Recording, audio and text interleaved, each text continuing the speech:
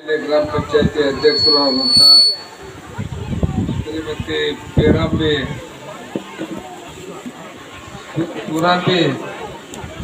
ಸೋಮಸಾಗರ್ ಅವರೇ ಹಾಗೂ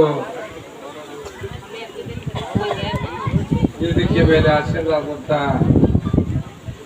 ಮಾಜಿ ಗ್ರಾಮ ಪಂಚಾಯತಿ ಸದಸ್ಯರಾದಂಥ ಶ್ರೀಯುತ ಹಾವೇರಿ ಅವರೇ,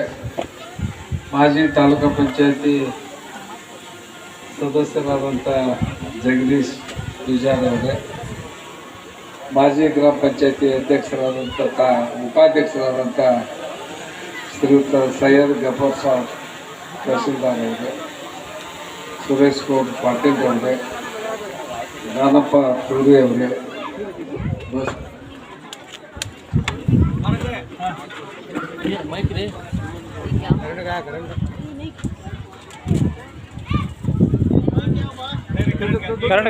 ಕರೆಂಟ್